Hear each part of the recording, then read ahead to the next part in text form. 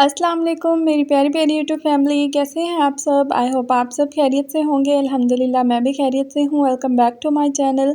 अच्छा, आज का टॉपिक ना बहुत ज़्यादा इंटरेस्टिंग और स्पेशल होने वाला है, क्योंकि बहुत सारे पेरेंट्स ना इस बारे में बहुत ज़्यादा परेशान होते हैं और आपस में डिस्कस कर रहे होते हैं ये बातें कि हमारा बच्चा ना बहुत ज़्यादा ज़िद करता है, हमारी बात नहीं मानता। मोस्टली दूसरों की बात मान लेता है बट हमारी बात नहीं मानता। अक्सर जो मदर्स होती हैं ना, उनका यही कहना होता है कि हमारा बच्चा हमारी बात नहीं मान रहा होता बट दूसरों की मान रहा होता है। तो इस बारे में डिस्कस करेंगे कि ऐसा क्यों होता है, ऐसे ज़िद्दी बच्चे जो होते हैं उनके साथ किस तरह से ट्रीट किया जाए, किस तरह से उनको डील किया जाए। अच्छा, मैं आपको एक बात बताऊं कि हर बच्चे के अंदर का जो फ़ितरी रुझान होता है ना, वो मुख्तलिफ होता है।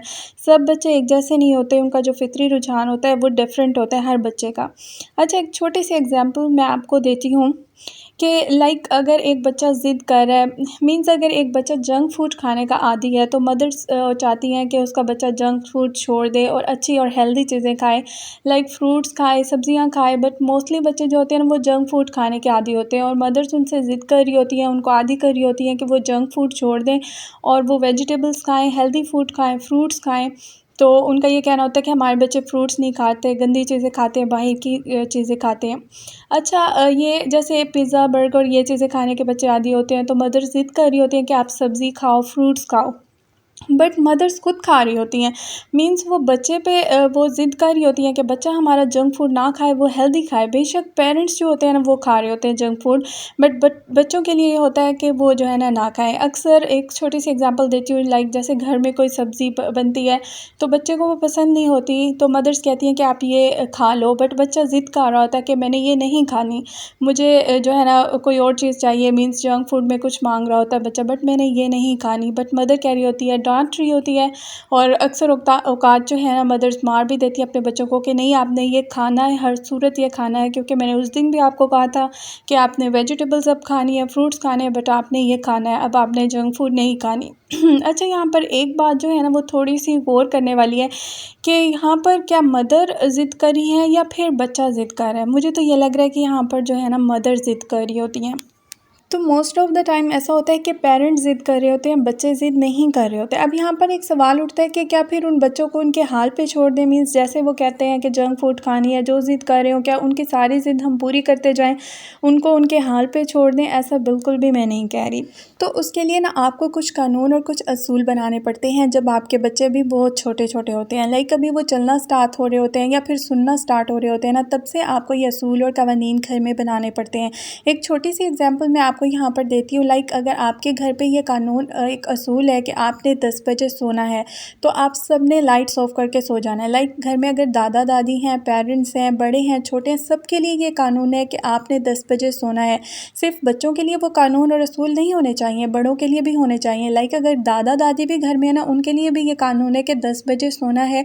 तो बच्चों को स्टार्ट से ही ये पता होगा कि हमारे घर पे तो ये कानून है, ये असूल है कि हम जो है ना 10 बजे लाइट्स ऑफ करके सो जाते हैं। आपको बार बार कहने की ज़रूरत ही नहीं पड़ेगी, आपके बच्चे की पहले से ही आदत होगी कि हमारे घर पे तो 10 बजे लाइट्स ऑफ हो जाती हैं। तो वो स्टार्ट से जब उसे पता होगा ना, तो फिर आपको कोई परेशानी नहीं होगी, 10 बजे आपका बच्चा खुद ही लाइट्स ऑफ करके सो जाएगा। बट अगर आप बच्चे को डांट डपट के सुलाने की कोशिश करें, बट आपने अभी जागना है, आपने अभी अपने काम करने हैं, और बच्चे को आप डांटे जा रहे हैं कि आप जाओ सो जाओ, 10 बज गए, तो कभी भी आपका बच्चा वो बात नहीं मानेगा। तो ये जो असूल हैं, ये सबके लिए डॉक्यूमेंटेड होने चाहिए, बच्चों के लिए भी होने चाहिए और बड़ों के लिए भी होने चाहिए। हमारे एक साइंस टीचर थे ना, वो अक्सर इस टॉपिक पे बात किया करते थे। जब मैं एफएससी कर रही थी ना, तो उन्होंने एक बात की थी जो कि मुझे अभी तक याद है। उन्होंने कहा था कि कभी भी आप अपने बच्चे को नो मत कहें। मीन्स हमारे बच्चे जैसे अक्सर कोई शरारत कर रहे होते, कुछ कर रहे होते, हम कहते हैं मत करो, नहीं करो, और हम 2-4 थप्पड़ भी उसके मुंह पे लगा देते हैं। तो इसका इतना बुरा इम्पैक्ट पड़ता है ना बच्चे के ब्रेन पे। अगर हम वो कहते हैं कि अगर हम 100 टाइम्स भी येस कहें ना उस बच्चे को, तो उस नो का जो असर होता है ना, वो दिमाग से ख़त्म नहीं होता। अब यहाँ पर एक बात होती है कि क्या फिर बच्चे जो मर्ज़ी करते रहें, हम उनको कुछ नहीं कहें? ऐसा बिल्कुल भी नहीं है।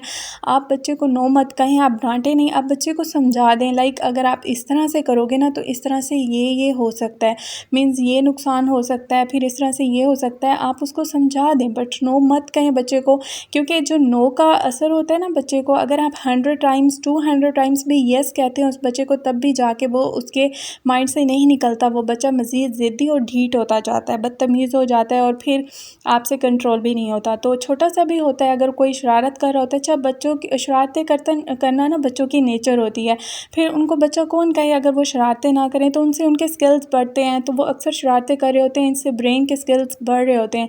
तो उनको नो मत कहें, करने दें, बट उनको समझा दें कि बेटा ये चीज़ जो है ना आपने इस तरह से नहीं करनी, इससे आपको चोट लग सकती है, और छोटी सी एग्जांपल दे दें आप साथ, लाइक फ़लाँ बच्चे ने इस तरह किया था ना, तो फिर उसको चोट लग गई थी और फिर ये उसके साथ हुआ था। इस तरह थोड़ा सा वो बच्चा सोचेगा कि अच्छा इससे ये हो सकता है, तो उसका जो है इससे बूस्ट होगा ब्रेन भी, और उसके लिए भी फ़ायदा होगा, और आपका बच्चा जो है वो ज़िद्दी भी नहीं होगा। आई होप आपको मेरी आज का व्लॉग और आज की बातें बहुत अच्छी लगी होंगी। इस बारे में मेरे पास बहुत ज़्यादा और भी नॉलेज है जो मैं आप लोगों के साथ डिस्कस करूँगी। इंशाल्लाह वो एक व्लॉग में मैं डिस्कस नहीं कर सकती, इंशाल्लाह बहुत से और व्लॉग्स भी इस तरह से मैं अपलोड करूँगी। उम्मीद है आपको आज का व्लॉग बहुत अच्छा लगा होगा, मेरे साथ रहिएगा, और अगर अच्छा लगा हो तो प्यारा सा कमेंट ज़रूर कर दीजिएगा।